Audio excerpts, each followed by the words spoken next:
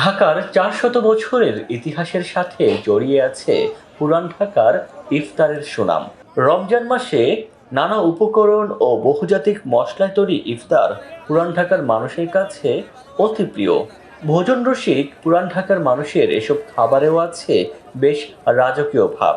তাই তো দুপুরের পরপরই সরব হয়ে ওঠে চকবাজারের এই ইফতার বাজার। দোকানিরা তাদের রাজকীয় ঘরানার ইফতারের পসরা সাজান বড় বড় ডিশে। ১৫০০ শতাব্দীর মাঝামাঝি থেকে এসব ভারী খাবারের উৎস পাওয়া যায় মোগলদের কাছ থেকে। খাবারের দিক থেকে মোগলরা ছিলেন পারস্য অনুসারী, তাই মোগলদের রাজভোজ ইফতারিতে থাকত বিরিয়ানি, আস্ত মুরগি, কাবাব ইত্যাদি।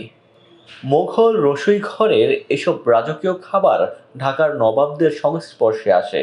একসময় সাধারণ মানুষ তথা পুরান ঢাকাবাসী এসব খাবার গ্রহণে অভ্যস্ত হয়ে যায়, যা আজ অবধি পুরান ঢাকার খাবারের তালিকায় জায়গা করেছে। মোগলদের খাবারের সাথে তাল মিলিয়ে পুরান ঢাকার ইফতারের আইটেমে যোগ হয়েছে আরও নতুন নতুন খাবার। তার মধ্যে রয়েছে আস্ত মুরগির রোস্ট, খাসির রোস্ট, নবাবি চিকেন, কবুতরের বাচ্চার রোস্ট। কাবাবের মধ্যে আছে খাসির টিকা কাবাব, মুরগির কালি কাবাব, খাসির জালি কাবাব, শিক কাবাব, বটি কাবাব, শামি কাবাব। এখানেই শেষ নয়, আরও আছে গ্রিল, ডিম চপ, পিৎজা, চিকেন রোল, দেশি মুরগির ঝাল কালিয়া, মুরগির কালাভুনা, গরুর কালাভুনা, চিকেন শাহী পরোটা, নারিকেলের পুরি, পাটিসাপটা সহ হরেক রকম খাবার। আরও আছে ফালুদা, পেস্তা বাদামের শরবত, লাবাং মাঠা ইত্যাদি। চকবাজারের সবচেয়ে রাজকীয় ইফতার হিসেবে এখন সবার কাছে পরিচিত বড় বাপের পোলাই খায়।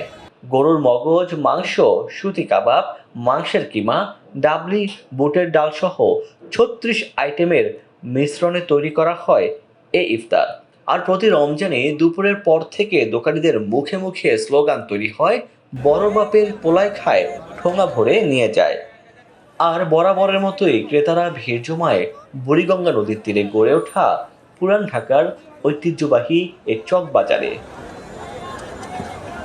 রসনাবিলাসী পুরান ঢাকাবাসীর ইফতারের এত এত আইটেমের কথা বলে শেষ করা যাবে না, এবং এর নির্দিষ্ট সংখ্যাও হিসেব রাখা সম্ভব নয়।